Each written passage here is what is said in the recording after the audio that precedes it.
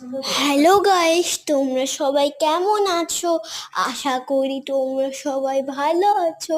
তো আজকে মা তোমাদের জন্য একটা নতুন সিম্পল রেসিপি নিয়ে এসেছে। সেটি হচ্ছে টমেটোর চাটনি। মা কিন্তু খুব সহজভাবে করেছে এবং খুব সিম্পল ভাবে। এতে লেগেছে টমেটো, ধনেপাতা, চিনি। খুব কম ইনগ্রেডিয়েন্টের সঙ্গে মা এই চাটনিটা করেছে। আপনারা না এই ভিডিওটা পুরো দেখেন। দেখে যদি ভালো লাগে আর ঘরেও একবার বানিয়ে দেখবেন। খেয়ে যদি ভালো লাগে তাহলে প্লিজ একটা লাইক সাবস্ক্রাইব করে দিয়েন। বাই বন্ধুরা, তোমরা সবাই ভালো থেকো।